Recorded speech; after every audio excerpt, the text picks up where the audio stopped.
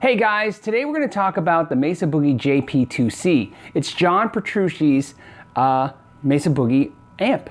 Like me, you probably assumed right away when you heard about this it was going to be the Mark V. Well, it's not. Apparently he has a huge love for the Mark IIc Plus, and that's basically what this amp is with some John's tweaks, which is nice.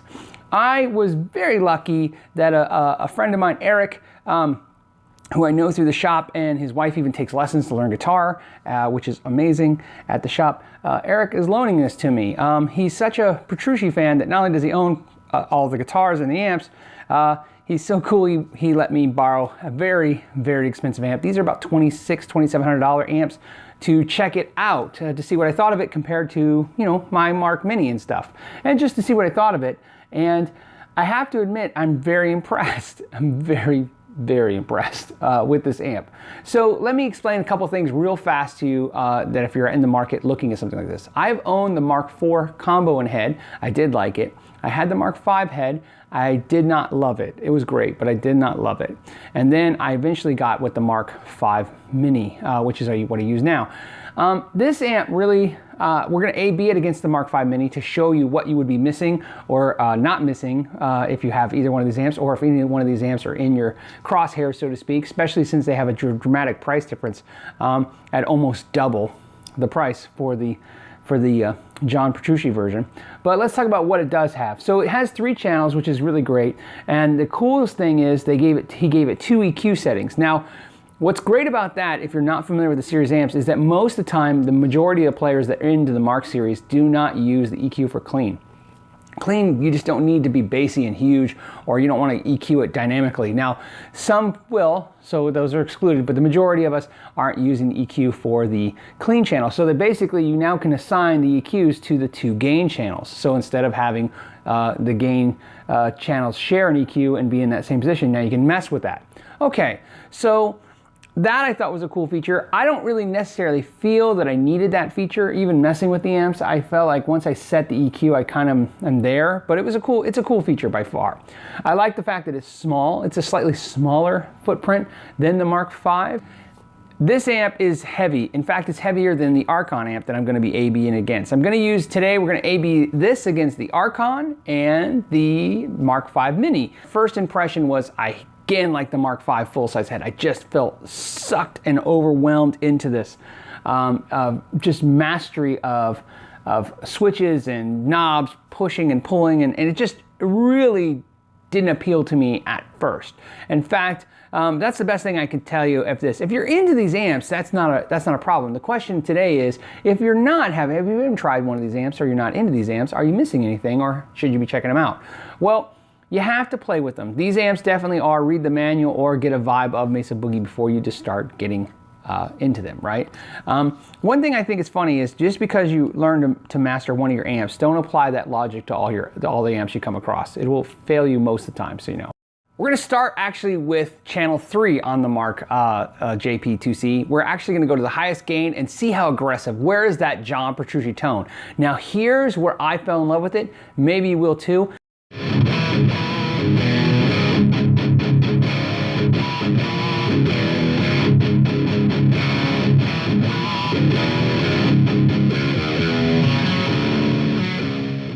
Let's compare the dirty channel on the Mark V Mini.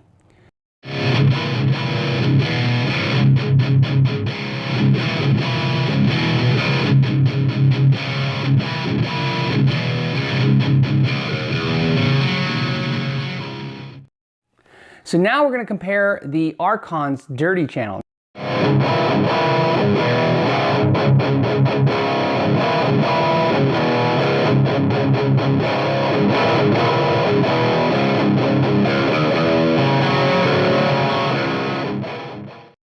What about the Archon with a Mesa Boogie 5-band EQ in it? What does that do?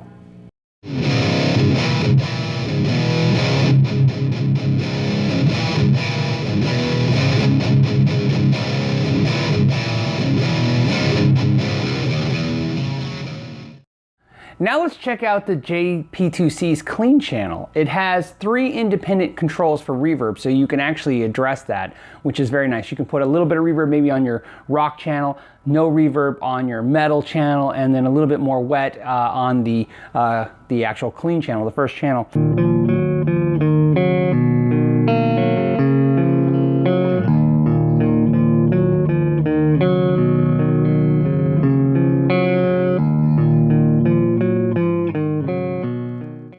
I personally feel the clean on this amp is by far the best of the 3 amps. It just feels more organic, and it just has a classic sound to it, which is nice considering it has a modern amp. That's what this amp does well over all the Mesa stuff. It gives you a modern distortion tone, but gives you a vintage clean tone, which is almost unheard of in any amp I've ever played. The downfall is there's no reverb. Paul Reed Smith Guitars for some reason doesn't understand that this is a huge hindrance to the amp series, especially in the combo line. The 25 watt combo would probably be my go-to amp, and I would buy one in a second, but the idea that I gotta add reverb through the effects loop is just something I don't wanna deal with right now. So a reverb would do wonders. So let's check out the clean channel.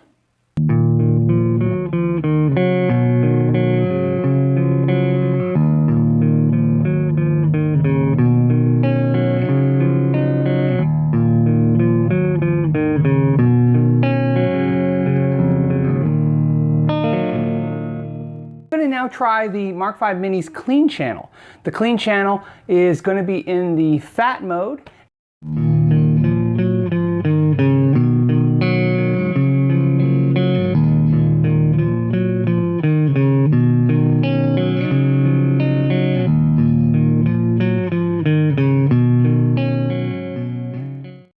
Okay, so now we're going to check out the second channel on the JP2C, and here's what's really tough. The Archon and the Mark V Mini don't have a third channel to try this. So they actually both deal with basically a gain channel, a high gain channel, and a clean channel. This is set somewhere in the middle.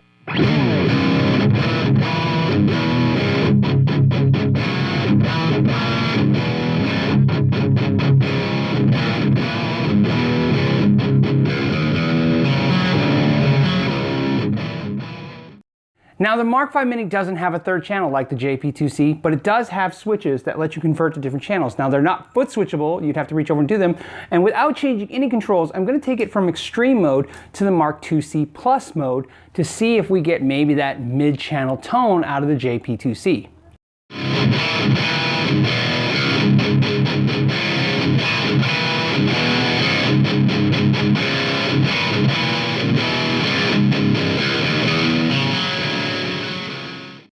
Now, as you may know, the Archon is only a 2-channel amp, so without having a third channel or a switch to actually convert it to do anything, there's no way to get another tone. So I'm going to use the guitar and cock the volume just back a quarter turn back, clean it up and see if it dries up, see if it gives you just a different tone, and this will be the tone you're going to hear right now.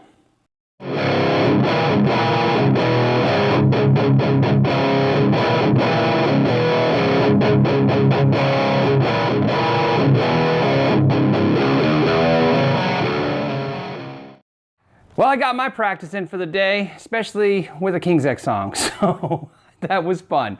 Okay, so let's see what we learned. Let's review, shall we? What did we learn today about these amps? Well, here's what I learned. This is what I learned. I learned that the JP2C had an aggressively amazing tone for distortion that I think I preferred the most of all 3. Although, when I say preferred, not better, just preferred.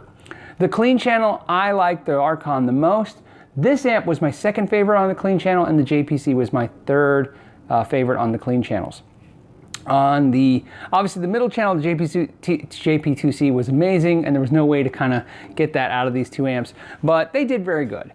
There is so much, which is, this is probably my funnest comparison because they're so extremely different, right? And it's weird to compare that. I'm sure that I'm gonna get some grief for that in the comments, but I wanted to because it's something I know that if you go to a music store and you're looking at stuff, maybe this is what you're looking at.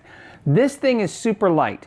Now, it is by far a fraction of the weight of any of the other two amps. The JPC coming in at almost feeling like the weight of both this and the Archon 50 watt.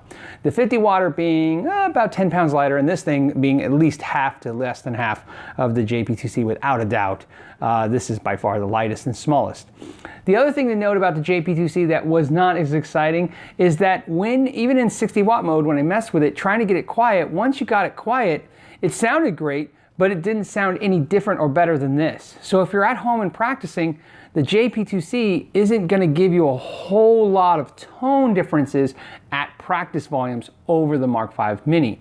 The other thing is, at mild low band practices, you will probably notice the same as well. The JP2C has a lot of girth behind it. It puts out a lot of low frequencies and fullness, and it sounds fantastic if you're in a rock metal band. But if you're trying to use this as a like Swiss Army knife for a smaller, lighter gig band, you might be better off with maybe the Mini for that.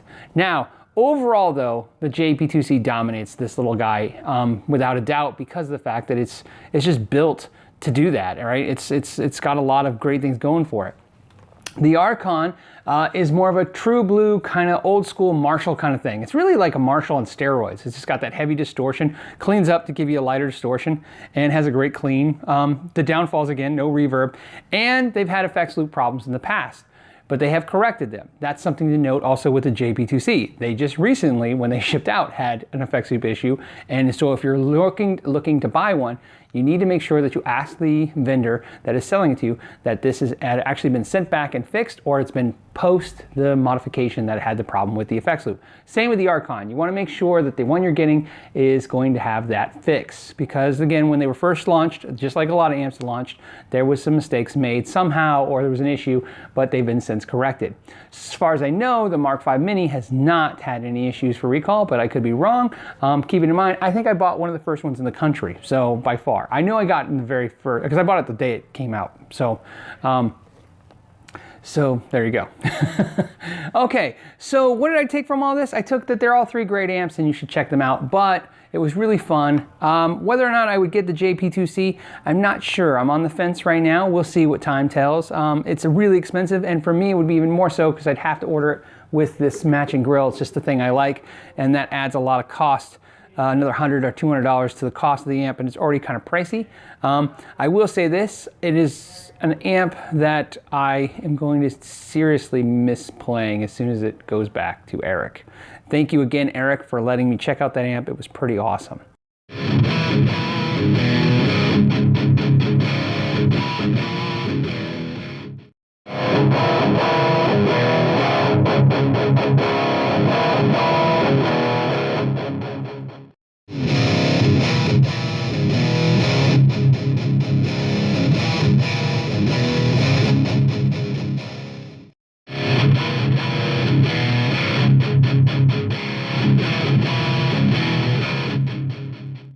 All right, guys, as always, I want to let you know, if you haven't subscribed and you'd like to see more videos like this, please hit the subscription button.